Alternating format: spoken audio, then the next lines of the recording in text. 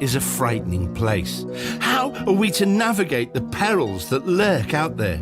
How can a person spot dangers, hazards, threats, risks that, if unseen, unnoticed, might lure them to their doom? Well, the British Army has some advice for its soldiers concerning what they should be worried about, threats they should take note of, while they are on patrol in a hostile environment. The first thing the soldiers are told to look out for is the absence of normal, i.e. the sudden disappearance of children or women or traffic from the streets, the removal of sheep or goats from the rural landscape, those things that should be there suddenly not being there.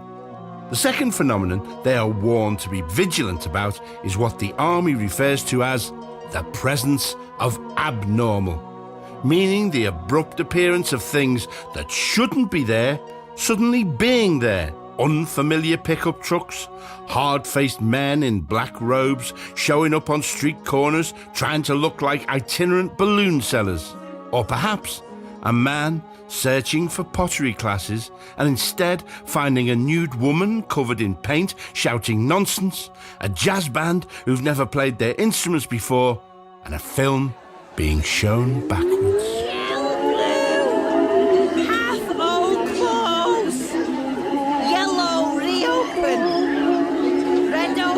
Excuse me, where do I go to sign on for the night school pottery classes? Huh? Where do I go to sign on for the night school pottery classes? No, it's too noisy here. Let's go over there, my man, by the giant papier-mâché pig, where it's a bit quieter. I said, where do I go to sign on for the night school pottery classes? Oh, you're looking for night school classes. Well, there ain't no classes at this art school, my man. There used to be, but not now.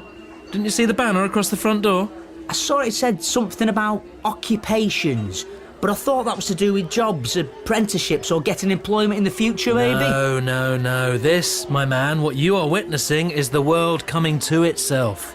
In the most literal meaning of the phrase, coming to its senses, for the first time. You know that speech Henry V makes on the eve of the Battle of Agincourt, in Shakespeare's play? And gentlemen in England, now abed, shall think themselves accursed they were not here, and hold their manhoods cheap, whiles any speaks that fought with us upon St. Crispin's Day. Well, men drinking lager in a rough pub by the railway station, or people attending night school pottery classes, or women going on a cycling holiday in the Lake District will think themselves accursed that they were not here with us in this magical year of 1968, occupying colleges, going on strike, or tearing up cobblestones in the streets and throwing them at the pigs. In response to the events in Paris, the strikes and the riots and the occupations of the Sorbonne, students here in the UK have been taking over, occupying their colleges. Liverpool University, Hornsey Art School, the London School of Economics, and the Art College here in this little Lancashire town. Look at the sleeping bags. See the clumps of young people sitting about, talking together in tight little groups, plotting the future of the world. Smell the scent of revolution. From this day to the ending of the world, we in it shall be remembered. We few, we happy few, we band of brothers. Is that why you're here, my man? To be remembered till the end of the world? Not exactly. I've passed this college loads of times on my way to and from the railway station, going to work, but couldn't say that I'd really noticed it or fully taken it in until a week ago. It was my 40th birthday and I saw the building and I thought, I'd like to try and make some small changes in my life. Do some classes in pottery or life drawing. I don't know, something. Oh dear, you don't need no night classes, my man. Do you think this new world can be taught in classes? Teaching is dead, my man. Moribund, over. The truth already exists inside you just need to find a way to let it out. I see. So you're one of the students here then? No, I'm one of the staff. My name is Nick. Oh, hi Nick. I'm Jack. Hi Jack. Mind you, I don't teach anything boring like sculpture or painting. I was the head and sole lecturer of the Department of what's called General Studies, which is basically whatever comes into my head, my man. And that's a subject at college, is it? Oh, indeed it is, my man. A subject so important the idea was enshrined in the 1944 Education Act that college students, as well as whatever skill they were learning, would be taught for a minimum of an hour or hopefully an afternoon a week about culture, politics, civil affairs by somebody with a poor arts degree from a provincial university. Or just think of it. In 1944, Britain was still in the middle of fighting a massive war against fascism, and yet they had time to plan to teach apprentice bricklayers about Bertolt Brecht, ballet, and pacifism. Of course, I used to put on plays with the students, teach philosophy, go to the pub, take them to football matches to examine whether sport is a substitute for war, that kind of thing. But I always felt none of it really mattered. It didn't cut through. Not like this, because it was still inside the system. Do you see? Oh, here. 20 of us are about to play in an impromptu jazz band. Not one has ever played their instruments before. Are you an expert in bongos, Jack? Oh, good God, no. Great. Here's a pair of bongos. Let's go make a noise that subverts the conventional notion of music for all time.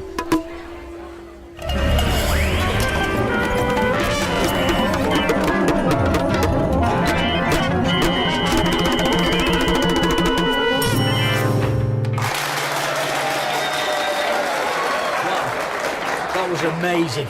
It was really terrible, but it was brilliant at the same time. Oh, yeah, no, exactly. Right, now let me introduce you to some of the students. The dedicated ones who've been sleeping here since the occupation started. Claire! Hi, Nick. Claire, I would like to introduce you to Jack. Hello, Jack. Shirley! Adrian! Hey, Nick. Hiya, Nick. Jack, you're not a student here, are you? No, I'm a pipe fitter, welder on large building projects all around the northwest. Power stations mostly, the odd factory. Ah, okay. Yeah, he came in looking to sign up for night school pottery classes or some bullshit like that, but now I've got him involved in our struggle. A proper worker. An ordinary person who only 5 minutes ago was undermining pedagogical and patriarchal education systems through the act of playing the bongos. Badly. Now, most nights after work, Jack would hurry down to the college, filled with a sense of energy and purpose he hadn't felt for years. Jack hadn't realised how unhappy he'd been, but hanging around with these idealistic young people inspired in him a new hope for a better world and a better Jack. It turned out, though, that Nick, the man who had drawn him into all this, was not, as Jack had originally thought, the leader of the occupation. Inasmuch as there was a leader of the occupation, it was a committee of the more earnest students. Nick did not even sit on this committee, but nevertheless he seemed to be everywhere, talking animatedly in the discussion groups, proposing wild ideas, popping up here and there like an imp in flared trousers. There was a song then, high in the charts, that kept going round Jack's head. You're everywhere and nowhere, baby. The only point where Jack was a tiny bit critical of Nick was over his clothes. Jack was what was then still referred to as a natty dresser. At work he wore a blue boiler suit, but always over trousers and a checked shirt and tie.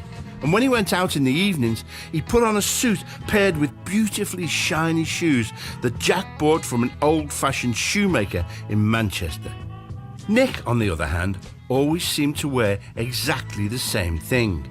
A pink long-sleeved t-shirt of the type known as a frog, with flared sleeves, scooped neck and a tail like a conventional shirt, plus tight purple flares made of a material known as jumbo corduroy and scuffed cowboy boots.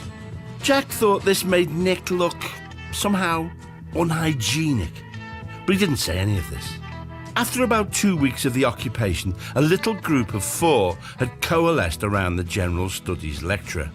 One was Jack, the others were the pretty girl Claire, whose hair was worn parted in the middle and then combed severely so it fell straight down the sides of her head as if it had been ironed, so her ears poked through. The other 2 were the couple, Shirley and Adrian.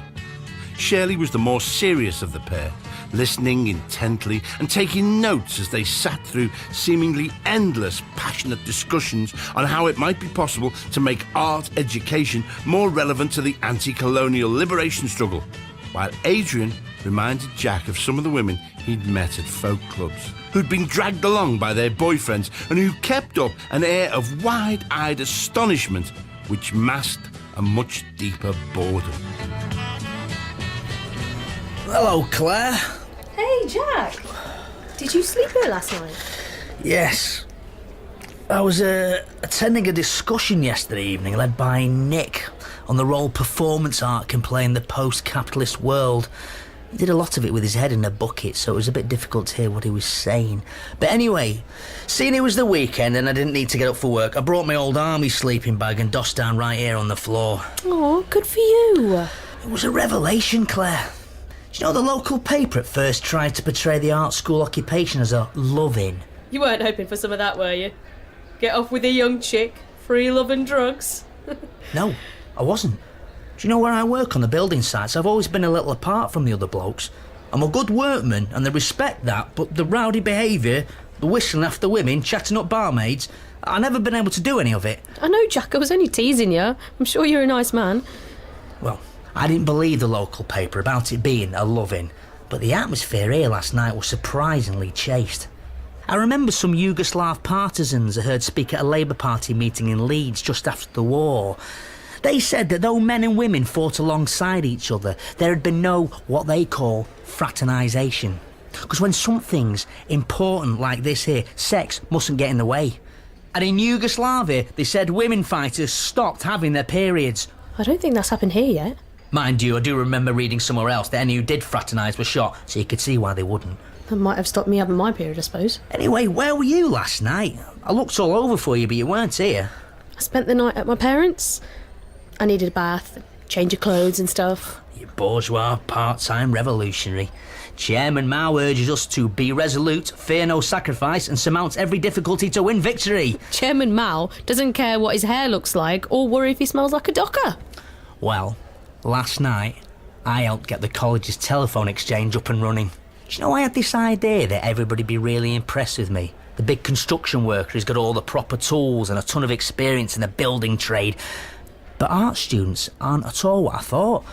I imagined they'd be all useless and airy-fairy, but a lot are really skilled at stuff like welding, bricklaying and woodwork. Girls especially. But on the other hand, some of the solutions they come up with aren't exactly in compliance with building regulations. It's mad stuff they think of. Now the students are using the telephone exchange, taking turns answering inquiries from members of the public and relaying calls from the newspapers or radio to the appointed spokespeople. And a couple of nights ago, I helped reconnect the gas supply, so now the kitchen's fully operational and they're planning to have it open 15 hours a day to provide nourishing and inventive vegetarian meals both to the occupiers and any of the local community who want to drop in. I was chatting to the college caretaker and he said before the occupation, the meals served here reminded him of the food the Japanese provided while he was a slave labourer on the Burma Railroad. You have really taken to all of this, haven't you? I'm not somebody who usually feels at home, but I feel at home here. Oh, we're so lucky to have you. Sometimes I thought that if my parents hadn't forced me to leave school at the age of 14, I might have become an artist of some kind. It's stupid, really. Jack, listen. Hey, Jack, my man, Claire. Look, I've just had this, totally amazing idea I want to tell you all about. Where's Shirley and Adrian? I think they're over there, by the pink rubber bulldog. Hey, everybody! Over here! Hi. Hi, right now, you probably all know there's the second big anti-Vietnam War demo coming up in London in a couple of weeks, and hundreds of thousands of people will be marching on it, and I suddenly had this moment of inspiration, where I thought that we should take all that we've learned here, all the discussions, all the incredible experiences we've had over the last few weeks, and put it all into a banner. It would be a bit similar to all the other banners you see on demos, but it would also be like this art object. You get all these banners and flags and placards and stuff on demos. I've always thought they're all really dull. Just clenched fists and Chelmsford Maoist League or victory to the Viet Cong or something. But my feeling is that the five of us could create an artifact that is something totally special. We could take, I don't know, elements, say, of the folk art of those old-fashioned trade union banners. But we could add in maybe the constructivism of Malevich. Yes. Hang on, the Vietnam demo? Nobody said anything about us going on the Vietnam demo.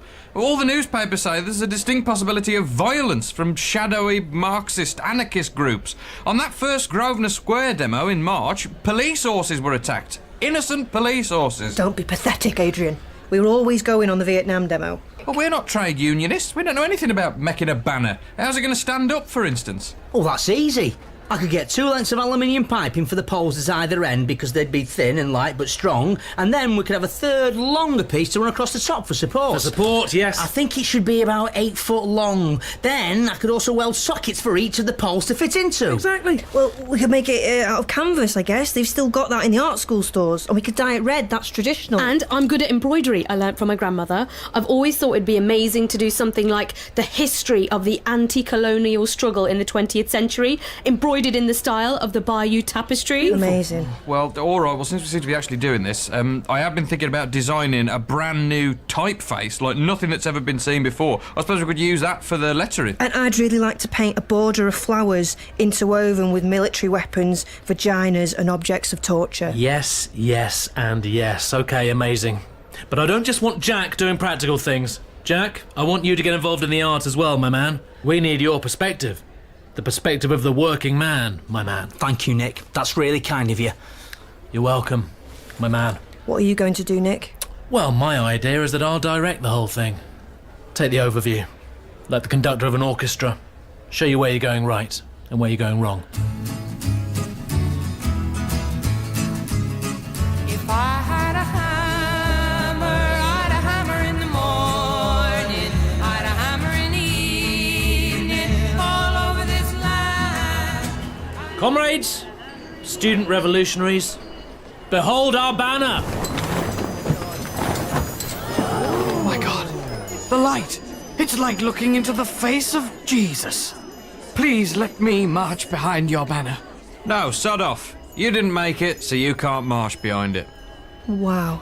It's so beautiful. It's overwhelming. And to think that we made it. Together. Us 5. It's a Gestalt. A what? Well, the word comes from the German Gestalt theory of psychology, which was devised by students of Carl Stumpf in the early 20th century, but which drew heavily on the work of David Hume, Immanuel Kant, David Hartley, and Ernst Mach. The most famous phrase of Gestalt psychology is, "The whole is greater than the sum of its parts."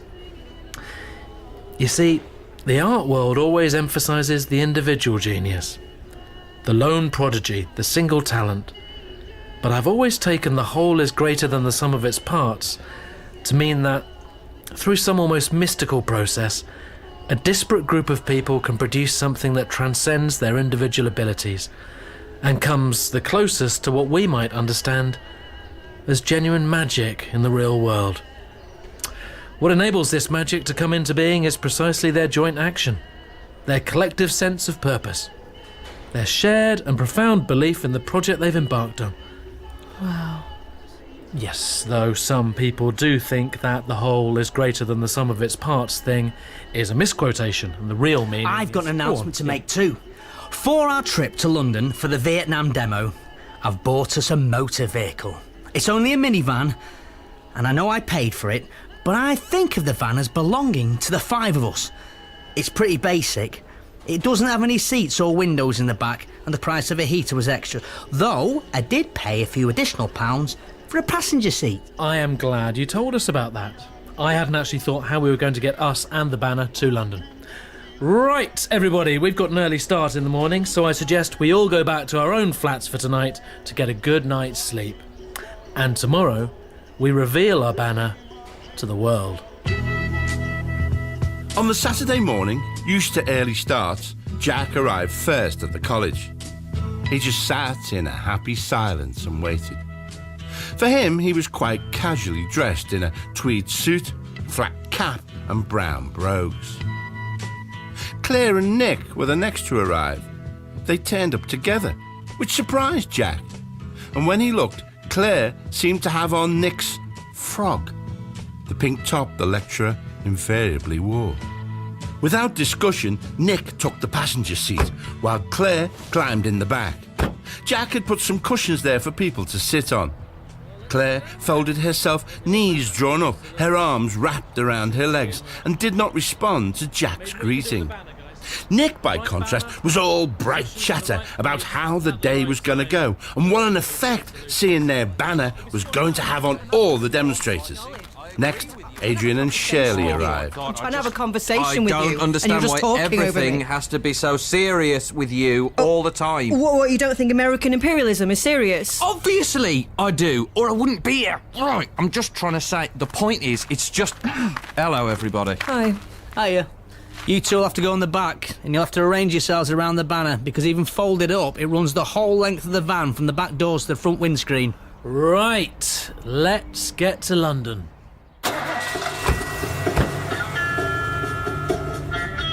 It's obviously ridiculous that the M6 doesn't run all the way to the M1, but we have to come off near Rugby and drive down what are more or less country lanes. I mean, there should be a proper motorway system in this country by now. Like Hitler's Germany. This is the 1960s after all. All the roads should go over towns on concrete flyovers, and they should knock down all those cathedrals as well. Hang on, there are numerous lovely historic buildings. Monorails! Monorails! Now they are the transport system of the future. Wasting our time with trains. We're not cavemen, you know. Would anyone like a flap? Look! A coach with the North Vietnamese flag on its back window. Preston Vietnam Solidarity Campaign. Oh, such a dull banner, don't you think? Very dull. I really... Oh, lifeless, no artistry. Not like ours. Hey, nice banner, my men. See you in London. Let's kick some coppers in the head, eh? I'm looking forward to the speeches. So, Jack, I took this acid, and I swear, my man, I looked at a fly and I could see every facet of its eyes. Lost myself in the hexagons, dancing in them. What is this stupid town we're in? It's like a perfectly pleasant suburb of Leicester. Look, everybody on the street's Indian, but they're all still out washing their cars on a Saturday morning. Free yourself from the machine, my man! Don't clean your car, paint it psychedelic colours instead. Then you'll never need to wash it. Let me out! What? Stop here and let me out! Why won't it open? Why won't the bloody door open? It only opens from the outside. I'll do it.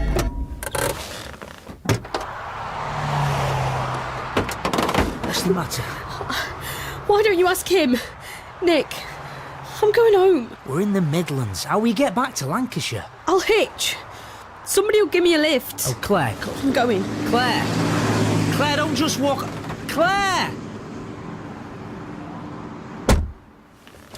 What was that all about? I have literally no idea, my man. Oh, what for Gap Services? Let's pull in here. I read in the NME that a lot of rock bands call in here and jam together.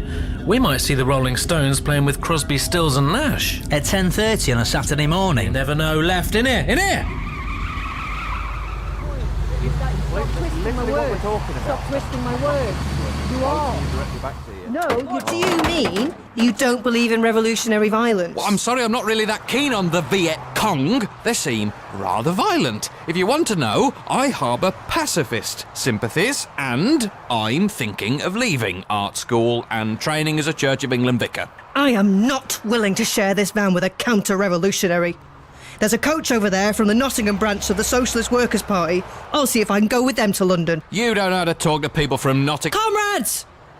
Comrades! I'm in a tiny van with a counter-revolutionary! Don't boo, you don't know the full story. Shirley! Well, I can't face marching on the demo now Shirley's gone. I'm going to walk home. I think north's in that direction. Across that field of cows. I'll see you later.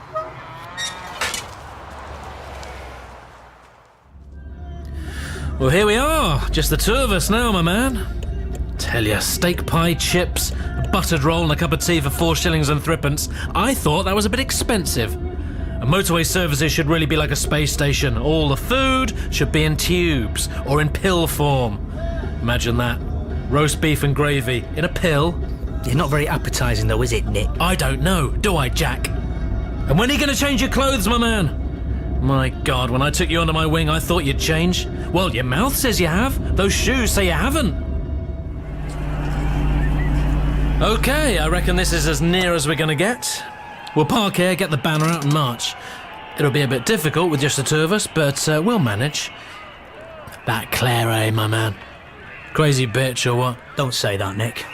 It's rude. You know, sometimes I'm not sure if birds have the emotional stability for revolutionary action. You know what I mean, my man? Sod off, Nick. What? You don't listen. You talk and talk, but you don't listen. So hear this. Sod off. Go away. Leave. Beat it. Just get away from me. No, Jack, my man. You can't mean that. Yeah, I do mean that. Now get out my van. No. What about our banner? Listen, I've got a large spanner that I use for work under the driver's seat, and if you don't leave me alone, my man, I swear I am going to hit you in the head with it.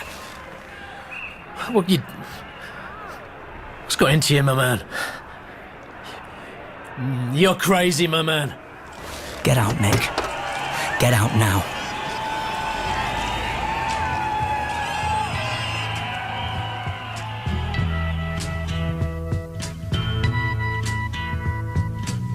For a while, Jack sat staring straight ahead, his fingers clenching and unclenching on the steering wheel. Then, finally, he climbed from his seat, walked around to the back and pulled open the rear doors of the minivan. With a great deal of effort, he dragged the heavy banner from the rear compartment and dropped it on the ground. It fell with a heavy thump, then just lay there, inert. Rolled up, it was simply canvas and metal, dull and lifeless. But Jack knew if the banner was unfurled, it could shine with a light so powerful it would alter the lives of all those who saw it. But there was nobody to hold the other end.